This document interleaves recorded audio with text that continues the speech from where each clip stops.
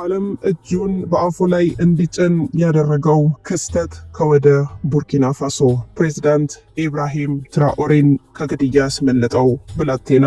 ሰላም ጤና ፍቅር በረከት ተመኘንላችሁ ውድ ቤተሰቦቻችን በያላችሁበት የዓለም ዳርቻ ሁሉ እንደምን ቆያችሁን። አሁን ላይ እጅግ በጣም ገናና ስም ያለው ፕሬዝዳንት ኢብራሂም ትራኦሬ አንድ የግድያ ሙከራ ተሞክሮበት ነበር። በእርግጥ ከ18 እስከ 21 የሚሆኑ የግድያ ሙከራዎች እንደተሞከሩበት ይታወቃል።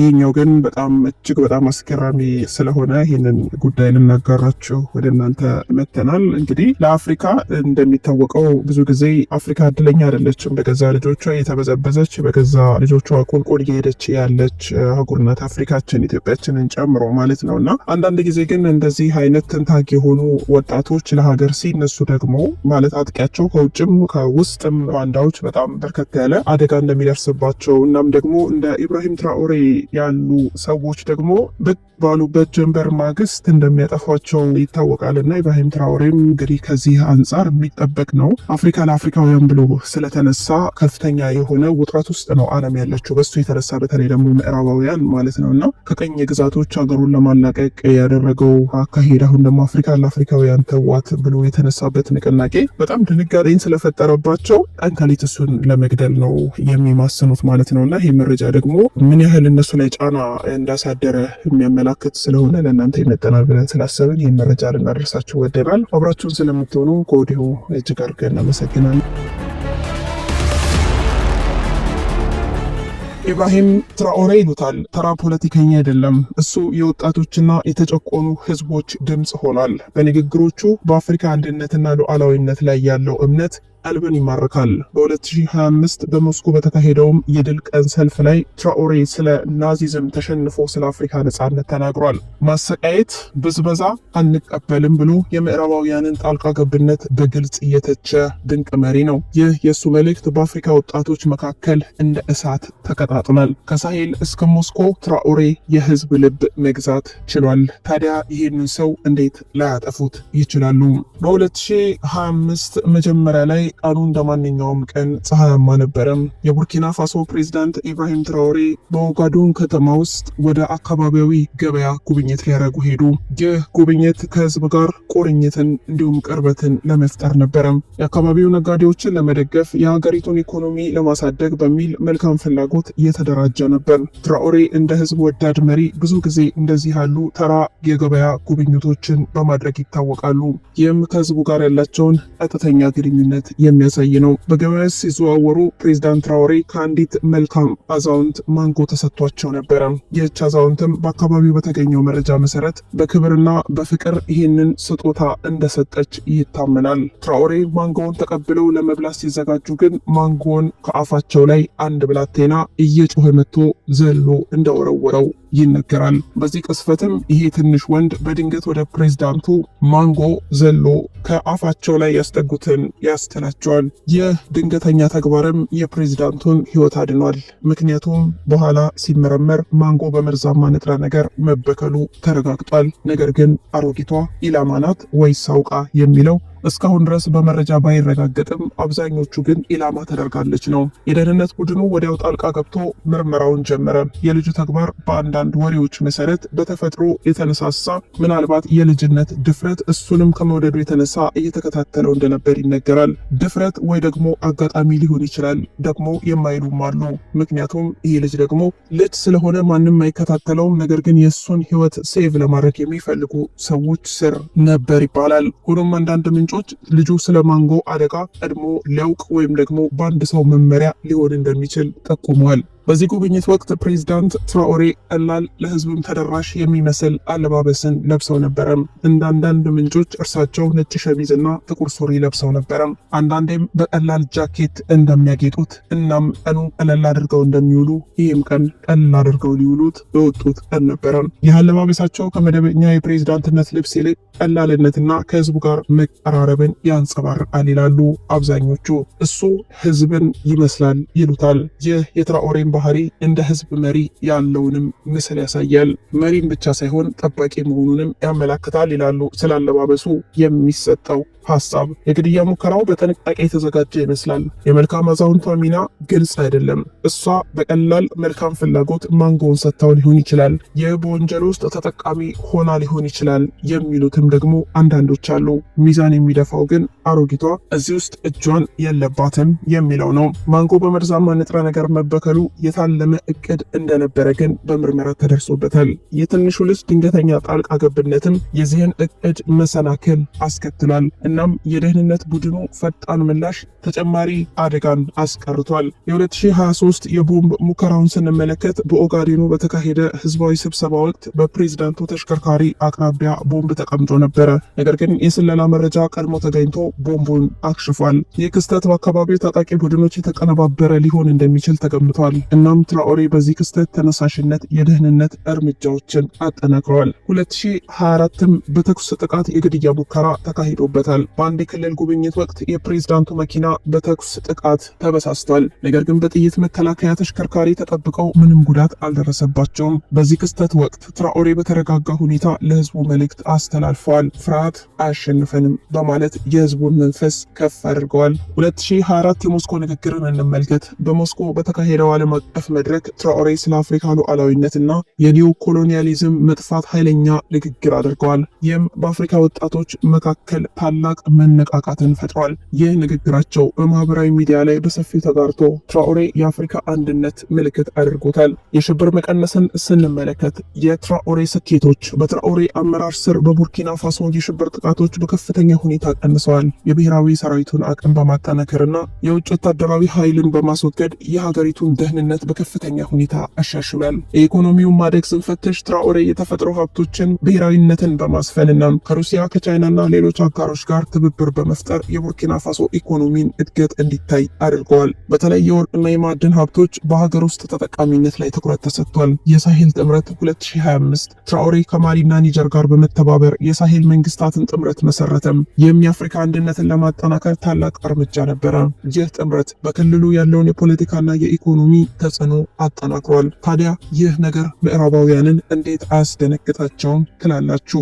ኢብራሂም ትራኦሬ በ2022 ወደ ስልጣን ሲመጣ ነገር ግን መንገዱ ቀላል አልነበረም። ከመጀመሪያው ቀን ጀምሮ በሽብርተኝነትና በፖለቲካ ተቃውሞ የተከበበ ነበረ።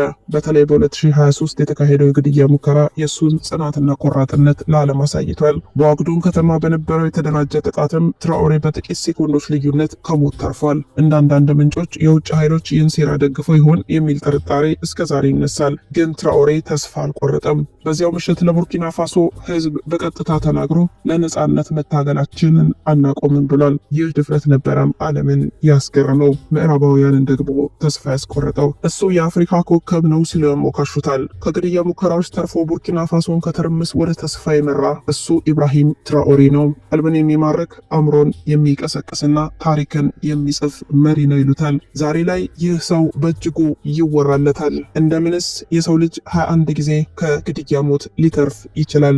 ኢብራሂም ትራኦሬ ከተመረዘ ማንጎ እስከ ቦምብና ጥይት ህይወቱን ለመንጠቅ የተወረወሩ ፍላጻዎች ናቸው። በርካቶችን እያሰጋ ያለው ቀጣዩ ሙከራ ምን ይሆን? ማን ይሆን የሚያደርገው? የት ይሆን የሚከሰተው? የሚሉ አሳሳቢ ጥያቄዎች ናቸው። የግድያ ሙከራዎቹ መሰናክል መፈተሽም ግድ ነው። ጠንካራ የደህንነት አሰራር፣ የፕሬዝዳንቱ የደህንነት ቡድን ከፍተኛ ስልጠና ያለው ሲሆን ማንኛውንም ስጋት በፍጥነት ለመከላከል ዝግጁ ነው። የህዝቡን ድጋፍ እንፈትሽ። ትራኦሬ በህዝቡ ዘንድ ተወዳጅነት ያለው መሪ ነው። ይህም በአካባቢው ነዋሪዎች መካከል ያለውን የመረጃ ፍሰት ያፋጠናል። ሁሉም አይኖች ስለ ኢብራሂም ትራኦሬ አይርከበከቡም፣ የሚተኙት በአንድ አይናቸው ነው። የስለላ አውታረ መረቡ የቡርኪና ፋሶ መንግስት በአካባቢው ያሉ ታጣቂ ቡድኖችን ለመቆጣጠር ጠንካራ የስለላ መረብን የገነባ ነው። በቡርኪና ፋሶ ውስጥ ያሉ የተለያዩ ታጣቂ ቡድኖች በተለይም በምዕራባውያን የሚደገፉ የትራኦሬን መንግስት ለመጣል ተደጋጋሚ ጥቃቶችን አድርሰዋል። ትራኦሬ በተደጋጋሚ ግድያ ሙከራዎች ኢላማ የሆነበት ዋና ምክንያት ከእርሳቸው የፖለቲካና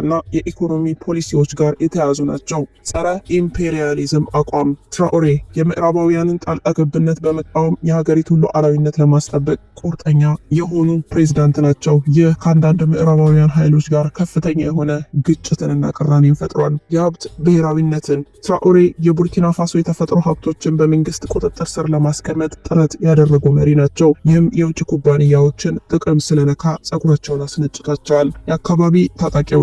በቡርኪና ፋሶ ውስጥ ያሉ የተለያዩ ታጣቂ ታጣቂ ቡድኖች በተለይም በምዕራባውያን የሚደገፉ የትራኦሬን መንግስት ለመጣል ተደጋጋሚ ሙከራ የሚያደርጉ ናቸው። ኢብራሂም ትራኦሬ ስልጣናቸውን የተረከቡት በ2022 ነበረ በመፈንቅለ መንግስት። የቡርኪና ፋሶ መሪ የሆኑትም በዚህ ጊዜ ነበረም። ይህም ከቀድሞ መሪዎች የተለየ የፖለቲካ አቅጣጫን በመምራት ስማቸው እንዲነሳ አድርጓል። ትራኦሬ በተለይም በጸረ ኢምፔሪያሊዝም እና በአፍሪካዊ አንድነት አቋማቸው ይታወቃሉ።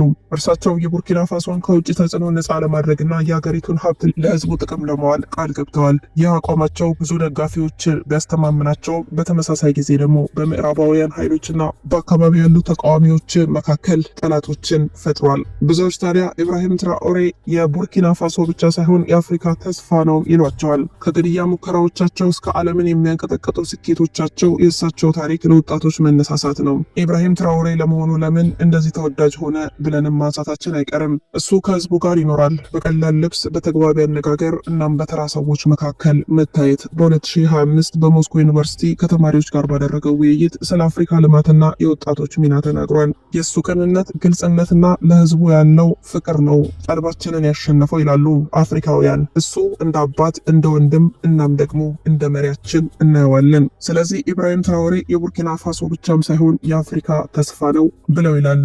ትራኦሬ ቡርኪና ፋሶን ወደ አዲስ ዘመን መርቷል። በእሱ አመራር ስር የሽብር ጥቃቶች በከፍተኛ ሁኔታ ቀንሰዋል። ብሔራዊ ሰራዊትን አጠናክሯል። የውጭ ወታደራዊ የሆኑ ጣልቃ ገብነቶችን አስወግዷል። ከሩሲያ ከቻይናና ከሌሎች አጋሮች ጋር አዲስ የትብብር መንገዶችን ፈጥሯል። በ2025 ትራኦሬ የሳህል መንግስታትን ጥምረት በመደገፍ ከማሊና ኒጀር ጋር ተባብሮ የአፍሪካ አንድነትን ለማጠናከር ቃል የገባ መሪ ነው። ከሁሉ በላይ ደግሞ የቡርኪና ፋሶ ወጣቶች በትምህርትና በስራ እድል በማበረታታት አገሩን ወደ ብልጽግና መምራት የቻለ መሪ ነው። ለመሆኑ ኢብራሂም ትራኦሬን መግደል ወይ ደግሞ ከስልጣን ማንሳት የሚፈልጉት ሀያላን እነማን ናቸው ስንልም እንፈትሻለን። ትራኦሬ በቡርኪና ፋሶ የምዕራባውያንን ወታደራዊ ጣልቃ ገብነት አይፈልግም። በተለይ የፈረንሳይ ኃይሎችን በመቃወምና ከሀገር በማስወጣት የታወቀ ነው። እንዲሁም የምዕራብ አፍሪካ ኢኮኖሚያዊ ማህበረሰብ አንዳንድ አባላትን በመተቸትና ከምዕራባውያን ድጋፍ የሚያገኙ ቡድኖችን በመወንጀል ቅር ሊያሰኝ ይችላል። ከሩሲያ ጋር ያለው ጠንካራ ትብብር ለምሳሌ በሞስኮ የድል ቀን አከባበር ላይ መገኘቱ ምዕራባውያን መንግስታት እሱ እንደ ስጋት እንዲመለከቱት አድርጓል። የጂኦ ፖለቲካል ፍላጎቶችን ደግሞ ስንፈተሽ ቡርኪና ፋሶ በሳሄል ክልል ውስጥ ስልታዊ ጠቀሜታ ያለው አገር ነው። በተለይ ደግሞ በማዕድን ሀብት እና በጸረ ሽብርተኝነት ጦርነት ውስጥ ትራኦሬ የምዕራባውያንን የማዕድን ቁጥጥርና ወታደራዊ መገኛዎችን በመቃወም እንደ አሜሪካና ፈረንሳይ ያሉ ሀገራት ያላቸውን ፍላጎት ሊጎዳ ይችላል። እንደ አንዳንድ ዘገባዎች ትራኦሬ ምዕራባውያንን በሀገር ውስጥ ያላቸውን ተጽዕኖ ለመቀነስና የሀገራቸውን ሀብት በራሳቸው ለመቆጣጠር እንቅስቃሴ ማድረጉ አንዳንድ ኃይለኛ መንግስታት ተሰኝተው ጸጉራቸውን እንዲነጩ እንዲሁም ደግሞ እሱ ላይ ትኩረት እንዲያደርጉ አድርጓቸዋል። ትራኦሬ በምዕራባውያን የሚደገፉ ታጣቂ ቡድኖች ላይ ጦርነት አውጇል ተብሎ ተዘግቧል። ይህም እንደ አሜሪካ ወይም ደግሞ ፈረንሳይ ያሉ ሀገራትን በተዘዋዋሪ ሊያበሳጫቸው ይችላል። በተለይ እነዚህ ሀገራት በሳሄል ክልል የራሳቸውን የጸረ ሽብርተኝነት ስትራቴጂዎች ካሏቸው። በተለያዩ ዘገባዎች መሰረት ትራኦሬ ከምዕራባውያን መንግስታት በተለይ ደግሞ አሜሪካና ፈረንሳይ ጋር በተያያዘ ቅር መሰኘቱ ይነገራል። ይህም በሱ ፓን አፍሪካ እናም ጸረ ኢምፔሪያሊስት አቋም ምክንያት ነው። ነገር ግን እነዚህ መንግስታት በቀጥታ እንደ ተግባራዊ የግድያ ሴራ አድራጊዎች የሚጠቁም ነገር እስካሁን ድረስ በግልጽ ባይታይም ከጀርባ ግን እነሱ እንዳሉ የታሪክ ተንታኞች ይናገራሉ። እናንተስ ወደ ቤተሰቦቻችን ስለ ኢብራሂም ትራኦሬ የሚሰማችሁ ምንድን ነው? በሀሳብ መስጫው ላይ ኮሜንታችሁን አስቀምጡልን። አብራችሁ ስለነበራችሁ እጅግ አድርገን እናመሰግናለን። በቀጣይ ደግሞ መረጃ እስከምንገናኝ ቻው።